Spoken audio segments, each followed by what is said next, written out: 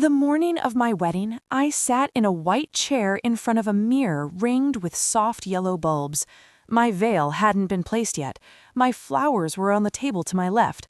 My best friend, Camille, was behind me, hands in my hair, and the room smelled like gardenias and warm powder, and something that felt dangerously close to joy. I was 31 years old. I had waited a long time for that morning. And then my phone rang. It was my mother. I almost didn't answer. I almost let it go to voicemail. I've replayed that moment 1,000 times since, the version where I don't pick up, where I just let myself have those last few minutes of uncomplicated happiness. But I did answer, because for my entire life, when my mother called, I answered. She said 7 words, and then silence. Your father says he's not walking you. That's it. No explanation, no apology in her voice, just the flat delivery of information, like she was telling me the weather had changed or dinner was ready. And then a pause that was supposed to be me crying or begging or falling apart. Instead, I said, okay, and I hung up. And I looked at myself in that mirror for a very long time. Here's what people don't understand about that moment. It wasn't the words that hurt most. It wasn't even my father's refusal. What broke something deep and quiet inside of me was that I already knew. Some part of me had always known this day would come, that if Danielle decided she couldn't stand the spotlight falling anywhere near me, my father would move. Not because he was cruel, because he had spent 31 years choosing peace over truth, and he had confused those two things so completely that he could no longer tell them apart. My name is Naomi Ellison. I was a 31-year-old elementary school librarian. I had never asked for much. I had never demanded to be the center of anything. But on the one day in my life that was supposed to be mine, entirely, completely mine, my sister pulled the same lever she had always pulled. And for a moment, it looked like it had worked. It hadn't, because I had made a phone call of my own 3 weeks earlier, and what I had set in motion was already done. The pieces were already in place. I just had to stay calm long enough to let it arrive. This is the story of how I stopped being the family secret, and how the truth walked through a door and changed everything, without me saying a single word. Before we dive into how I set myself free, please take a moment to like and subscribe, but only if you truly enjoy this story. And I'm curious, where are you watching from? Drop your city below in the comments. Now let me take you back to where it all began. My father's name is Gerald Ellison. He is a retired postal worker with hands that always smell faintly of metal, a quiet laugh that comes from somewhere deep in his chest, and a way of listening that once made me feel like I was the most important person in any room. When I was 7 years old, I fell off my bicycle on the concrete path behind our house in Decatur, Georgia. Both knees split open. I ran inside, crying, and it was my father who met me at the back door. He didn't say a word. He scooped me up, carried me to the bathroom, and cleaned both wounds with a patience and gentleness that I have never forgotten. He held my hands while the antiseptic stung. He blew on them the way you do with children to take the burning away. And when it was over, he pressed his forehead to mine and said, "You're okay. You're always going to be okay." I believed him. For 24 years, I believed him. Growing up in the Ellison house meant growing up in a house of quiet divisions. There were 4 of us, my parents, Danielle, and me. Danielle was 5 years older than me, and even as children, the difference in how we were seen was so ordinary that I didn't understand it was a wound. It was just the weather of our family. Danielle was the oldest, the bold one, the one who filled rooms. I was the younger one, the quiet one, the reader. I was happy in the margins. I thought the margins were safe. My father and I had something private and specific. We both loved old things. Saturday mornings, when Danielle slept late and my mother was at her church committee meetings, my dad and I would drive to garage sales and estate sales and the dusty back aisles of antique stores. We weren't looking for anything particular, we were just looking. He'd pick up an old radio or a broken clock and tell me about the decade it came from, what people were eating for breakfast when that thing was made, what music was on the radio. He made history feel like something you could hold in your hands. When I was in middle school and the social world became confusing and sharp-edged, he was the one who noticed. My mother functioned through directives: clean your room, do your homework, call your grandmother. My father watched. He was the one who, on a Thursday night when I was 13 and couldn't explain why I was crying, sat beside me on the back porch with 2 glasses of sweet tea and said, "You don't have to talk. We can just sit." We sat until the fireflies came out. That was all I needed. I was good in school. Not spectacular, not first in everything, but steady. I graduated, went to the University of Georgia for education, came home, got my librarian certification, and built a quiet life I was proud of. I loved my students. I loved the particular hush of the school library on a Monday morning, the rows of spines and the smell of old paper, the way a child's face changes when they find a book that finally feels like home. It was my work, and it suited me exactly. Marcus, my fiancé, now my husband, came into my life when I was 27. He was steady and warm and laughed at the same kinds of things I laughed at. He was a mechanical engineer, patient to the point of stillness, with a quiet confidence that never needed to announce itself. My father liked him immediately. I remember one afternoon, a year into our relationship, when the 3 of us sat on my parents' back porch after dinner and talked about nothing for 2 hours. My father laughed more that afternoon than I had heard in years. "That man is good for you," my father told me, walking me to my car that evening. He squeezed my shoulder. "I'm glad you found him." I thought we were fine, all of us. I thought the foundation was solid.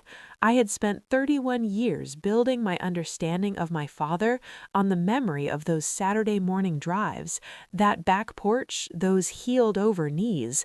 I had built my entire sense of being loved on the evidence of his presence. I did not yet understand that his presence had always come with a condition. I did not yet understand that the condition had a name. Her name was Danielle. The first time Danielle took something from me, I was 17. She was 22, already working, already loud and certain in the way she moved through the world. I had been accepted into the honors English program at my school. It was a small thing, maybe, but I had worked for it. I'd written a portfolio, submitted it, waited. When the letter came, I ran downstairs with it still in my hands. My mother was on the phone with Danielle. She held up a finger, wait, and kept talking for another 12 minutes about Danielle's new apartment. When she finally hung up and I showed her the letter, she glanced at it and said, "That's nice, baby." Then she called Danielle back to tell her. That was the first version of the pattern I wouldn't recognize for another decade. By the time I was in college, Danielle had developed an almost architectural skill for inserting herself into my milestones. It was never violent or obvious. It was subtle, the way water gets into a wall, quiet, patient, everywhere. My college graduation was the one that should have been a warning. My entire family came to Athens for the ceremony. Danielle arrived wearing a dress that was, and I am not exaggerating, more formal than my graduation gown. White, floor length with a structured bodice. She looked like she was the one graduating. In every single photograph, she had positioned herself next to me and was smiling wider, standing taller, angled toward the camera in a way that made her the visual anchor of every frame. My mother said, "Doesn't Danielle look beautiful today?" That was my graduation day. I was 22. My father said nothing. He was standing slightly apart from the group, and when I looked at him across the crowd, he gave me a small, complicated smile, the kind of smile that apologizes without committing to anything. At the time, I filed it under, he sees it and he feels bad. I told myself that was enough. It took me years to understand that smile was not apology. It was warning. As Marcus and I got more serious, the pattern intensified. Every Sunday dinner became a performance. Danielle would arrive with news, a promotion, a new purchase, a trip she was planning, and the room would reorganize itself around her. My father, who had once been able to hold a 2-hour porch conversation with me and Marcus, started deferring to Danielle's rhythm, laughing at her jokes first, asking her questions with his full attention turned toward her, the way a plant turns toward whatever light is strongest. When Marcus proposed, I told my parents first. My mother cried, happy tears, real ones, and I believed them. My father hugged me and said, "He's a good man." That was a Tuesday. By Thursday, Danielle had called the house 5 times, and by Saturday dinner, the conversation at the table was entirely about what kind of wedding Danielle thought we should have. The venues she had already researched, the things she had seen on Pinterest. She hadn't been asked. She had just installed herself as the authority, and the room had rearranged around her the way it always did. I noticed my father say, "Danny has some good ideas." He did not look at me when he said it. Still, I rationalized. I told myself this was just Danielle's personality, aggressive enthusiasm. I told myself my father was not taking sides, he was just keeping the peace. I told myself the wedding planning would smooth out, that when the real day came, everyone would settle into their appropriate roles. 6 weeks before the wedding, something shifted. My mother called me, not to chat, but with a specific and careful tone, the one she uses when she has been briefed.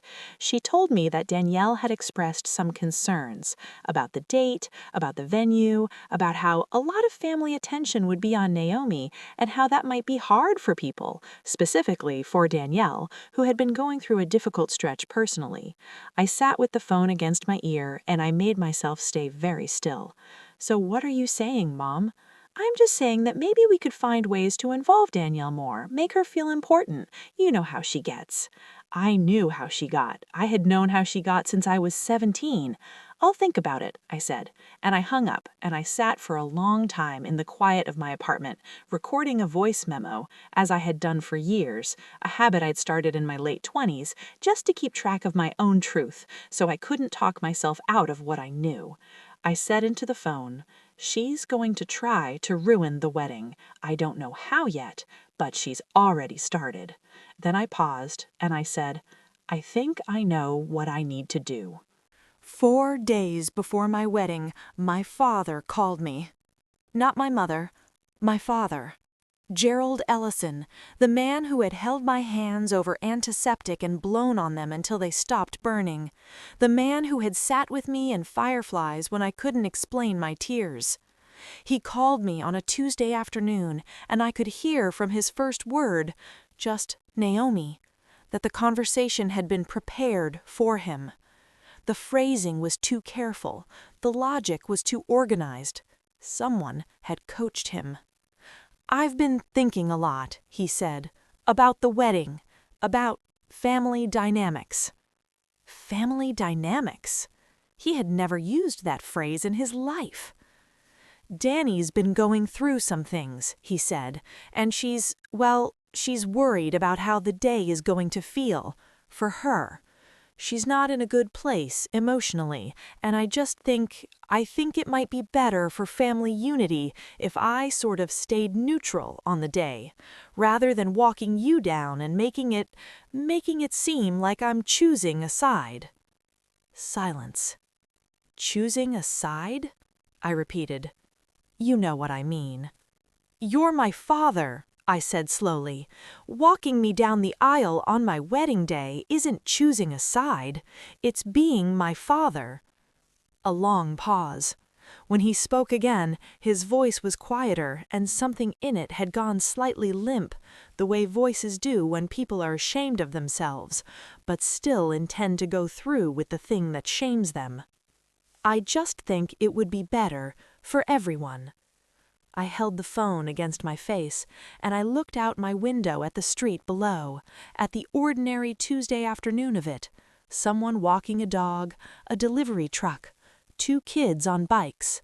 And I understood with complete and terrible clarity that this was not a new thing, that this had always been who he was, that every apology smile on every graduation day, every deferred conversation, every peace-kept silence had been leading here, to this phone call, to these exact words.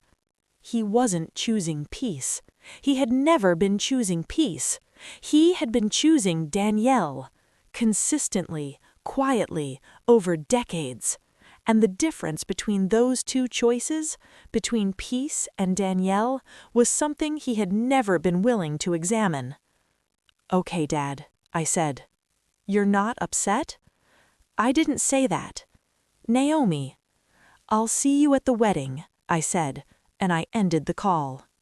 I did not cry. I sat down at my kitchen table with my phone and I scrolled to a number I had not dialed in years. A number I had found 3 weeks earlier, when something deep in me knew this was coming, when the voice memo from 6 weeks before had turned out to be a prophecy. The phone rang twice. A man answered. "Is this Raymond Webb?" I asked. "Speaking." "This is Naomi Ellison, Gerald's daughter. I was hoping we could talk." A pause. Then quietly, "I've been hoping you'd call." Raymond Webb was my father's younger brother. He and Gerald had not spoken in 22 years, not since a falling out so severe that Raymond's name had been effectively erased from the family record, replaced by vague references to issues and old business that my mother would shut down with a single look whenever anyone got close to asking. I'd been 9 years old when it happened. I barely remembered Raymond's face. But I had found him, and over 3 conversations across 2 weeks, I had learned what the old business actually was. I had learned what Raymond knew, and I had made him an invitation. The morning of my wedding, when my mother called with those 7 words, I already knew what was coming through that door. I just had to wait. I'm going to stop here for a second. If this story is resonating with you at all, if you've ever felt the pain of being unseen by the people who were supposed to love you most, please take a moment to like this video and subscribe. It really lets me know that sharing these hard stories is worth it. The venue was a restored textile mill on the edge of the city. Original brick walls, high ceilings, tall, narrow windows that let in a particular quality of afternoon light that made everything inside look like a memory you hadn't had yet. We had chosen it together, Marcus and I, on a Saturday in November when we'd driven out with coffee and no agenda. We'd walk through the space and I'd known immediately this was where I wanted to begin. Marcus knew everything. I had told him the morning after the phone call with my father, sitting on our couch at midnight, and he had listened without interrupting, which is how he loves, through full, unbroken attention. When I finished, he took my hand and said, "What do you need? Not, what should we do? What do you need?" I told him I needed him to trust me. He said, "I always trust you." The ceremony was scheduled for 4 o'clock. Guests began arriving at 3:30. My father came in with my mother and took their seats in the front row. Danielle sat beside them, dressed beautifully, composed, with the particular expression she wore when she had won something and was waiting for other people to notice. She glanced at the entrance to the bridal suite. She looked satisfied. What she didn't know was that Raymond had arrived at 2:15, before the doors were opened to guests. He had come in through the back entrance. I had met him there in the narrow hallway outside the dressing room, a quiet man in his mid-50s, with my father's eyes and a gentleness that arrived ahead of him like weather. He was holding his hat in his hands. When he saw me in my dress, his face did something involuntary and honest, and he said, "You look like her." I didn't need to ask who he meant. I already knew. He meant my grandmother, Gerald's mother, the woman who had raised them both and had died when Danielle was 16 and I was 11, the woman Gerald had loved more than anything before he learned to love peace more. We didn't talk for long. I told him what I needed. He nodded. At 4 o'clock, the music began. My bridesmaids walked first, then Camille, my maid of honor, who had been with me since 5th grade and who was carrying, folded inside her bouquet ribbon, a small handwritten list of dates and words that she would read from during her toast. Then the doors opened for me. I stood in the threshold alone for exactly 3 seconds. I had chosen to walk those first 3 seconds alone, slowly, deliberately, with my flowers at my waist and my chin level and my eyes moving through the room. It was not a statement of independence meant to punish anyone. It was something else. It was Naomi Ellison, 31 years old, walking into her own life on her own terms before anyone else arrived to change the meaning of the moment. Then Raymond appeared at my right side. He came from the side aisle where he had been waiting out of sight, and he stepped in beside me with a quietness that was somehow enormous. He offered me his arm. I took it. We walked. I heard Danielle before I saw her, a sharp intake of breath like someone surfacing from water, and then a sound that wasn't quite a word, more like the first syllable of a name stopped short. My father's face. I've gone over it many times. What I remember is the sequence. First confusion, then recognition, the jaw going slightly slack, the eyes widening, and then something beneath that, something older and more private and I think painful, because Raymond and Gerald had not looked at each other in 22 years. And whatever that distance had cost, it was visible in that moment on my father's face in real time. Raymond and I reached the end of the aisle. He pressed my hand once, transferred me very gently to Marcus, stepped back, took a seat in the third row. The officiant began.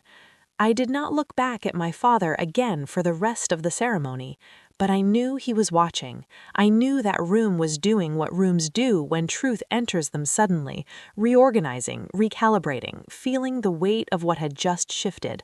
And I knew that whatever came next, whatever conversation or confrontation or silence followed, it would happen on different ground than the ground we had been standing on before. Because everyone in that room now had a question. Why was Raymond there? What had kept him away for 22 years? And why, on this day of all days, had Gerald's youngest daughter been the one to bring him back? The answers, when they came, would not come from me. They would come from Camille's toast. Camille has been my best friend since the year we were both assigned to the same 5th grade reading group and discovered we had each, independently, checked out the same book 3 times in a row.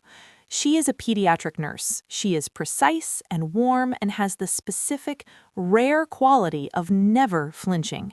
When I asked her if she would read from my voice memo journal during her toast, she said, "Are you sure?" I said I was. She said, "Then I'm honored." The reception was held in the same space as the ceremony, walls cleared, tables in their place, the light going golden. When Camille stood, champagne glasses had just been refilled. The room was warm and full and expecting the usual: fond anecdotes, a few jokes, warmth, and brevity. Instead, Camille said, "Naomi asked me to share some things she wrote, not a speech, just her own words from her own voice memos across the last several years. So I'm going to read them exactly as she wrote them. Some of them are hard, all of them are true." The room shifted. She read from a voice memo dated 3 years prior. "I keep trying to figure out what I've done wrong, why every time something good happens to me, it has to be managed and minimized and redirected. And then I realized it's not something I did, it's something I am. I am the family member who isn't supposed to want anything." She read from a voice memo dated 1 year prior after a Sunday dinner where my engagement had been discussed for approximately 4 minutes before Danielle redirected the table to a promotion she was expecting. "I recorded myself crying in the car afterward. I don't want to do that anymore. I don't want my own milestones to make me cry in parking lots. I deserve to feel something better than this." She read from the voice memo dated 4 days before the wedding. "Dad called today. He says he won't walk me down the aisle because of how Danielle is feeling. He said family unity." I sat very still on the phone and I thought, this is the last time. I will not perform acceptance of this anymore. I made my phone call. Raymond is coming, and whatever happens when my father sees him, it will be my father's truth to deal with, not mine. The room was entirely quiet. Camille set the papers down and looked at the room, at my mother, whose eyes were wide and still, at Danielle, who had gone very carefully expressionless, at my father, who was looking at the table in front of him. Then she looked at me and smiled and raised her glass and said, "To Naomi, who always knew who she was, who never stopped being who she was, and who walked down that aisle today and let the truth walk in with her." The room rose. Marcus rose. Raymond rose, and when he did, my father looked up and saw his brother standing, and something happened in Gerald Ellison's face that I can only describe as a man meeting himself after a very long time. I have been asked many times since whether that was my revenge, whether the toast, the voice memos, Raymond's presence, whether those were weapons I had deployed for maximum damage. I understand why people ask, but that framing misses what I was actually doing. I was not destroying anyone. I was refusing to be erased. Those are different things, though from the outside they can look similar. In the months that followed, the healing was not linear, and it was not cinematic. My father called me 2 days after the wedding. It was a short call. He said he was sorry. He said he had been thinking. He said that seeing Raymond had, he paused for a long time, undone some things. I said I was glad. I did not say I forgave him because I wasn't there yet. He didn't push. That, too, was a kind of growth. My father and Raymond spoke for the first time in 22 years in the parking lot of that venue, after most guests had left. I wasn't there. I only know what Marcus told me, that the two men stood next to a car for 40 minutes, and that at one point my father put his face in his hands, and that Raymond put an arm around him, and that neither of them said anything for a while. Whatever had kept them apart for 2 decades, whatever lie or wound or silence had grown between them, it began that night to move. My own healing was quieter and took longer. I started seeing a therapist in September, not because I was falling apart, I wasn't, but because I had spent 31 years learning to manage my emotions in service of someone else's comfort, and I wanted to learn what it felt like to feel things simply for myself. That work was slow and specific. It was also the most important work I have ever done. I kept recording my voice memos, but they changed. Where they had once been a private log of things I couldn't say out loud, they became something else, less archive, more conversation. With myself, with the version of me that was still 7 years old and waiting to be picked up at the back door. I started saying in those recordings the things I had needed to hear. You were allowed to have that day. You were always allowed to take up space. Danielle and I have not spoken since the wedding. I have not sought that conversation, and she has not offered one. I do not know whether we will ever find our way to something that resembles reconciliation, and I have learned to be genuinely, peacefully unsure about that. She is my sister. She is also someone who spent decades narrowing the room around me, and I am not obligated to reopen the door simply because she is family. What I know is this: healing does not require their participation. It never did. I started this story with a phone call I almost didn't answer. 7 words. A white chair, a mirror ringed with light. Here's what I've come to understand about that morning. My composure wasn't numbness. It wasn't suppression. It was clarity. Somewhere in the preceding weeks, while I was making phone calls and finding old numbers and sitting alone in my kitchen recording voice memos into the dark, I had made a fundamental decision. I had decided to stop negotiating the terms of my own visibility with people who would always set the price too high. The thing about being the quiet one in a loud family is that your silence gets interpreted as permission. It doesn't mean you're fine. It means they've never had to wonder whether you are. I had spent 3 decades being fine so convincingly that the people who loved me stopped checking. And the moment I stopped performing that fine, the moment I let my own truth walk through a door in my father's brother's face, the room changed. Not because I had been cruel, because I had finally been honest. My father walked me down the aisle at my cousin's wedding 8 months later. He asked me, quietly, before the ceremony, if he could. I said yes. We didn't discuss the other wedding. We didn't need to. The conversation had already happened in the only language our family had ever actually understood, the language of what you do when the moment arrives, not what you say about it after. Raymond came to Christmas that year. My mother made too much food the way she always does, and the house was loud and full and complicated, the way families are. My father and Raymond sat in the same 2 chairs in the living room for most of the afternoon, and I watched them from the kitchen, and something in my chest that I hadn't known was tight finally loosened. I don't know what your Danielle looks like. I don't know whether your betrayal came from a sister or a friend or a parent or someone who wore many of those titles at once. But I think if you're here, watching this, you understand the particular weight of being made to feel small by someone who was supposed to make you feel safe. What I want you to take from this story is not the satisfaction of the reveal, though I understand why that part resonates. What I want you to hold on to is simpler and harder. You do not have to perform peace to earn love. You do not have to minimize yourself to belong. And sometimes the most powerful thing you can do is simply stop pretending that what happened to you was fine. Your truth is allowed to walk through the door. Let it. This was another story from Revenge Room, where we turn pain into purpose and betrayal into balance. Please don't forget to subscribe and join us for the next transformation. Have you ever been betrayed by someone who was supposed to protect you? How did you rebuild trust? Drop your answer in the comments below.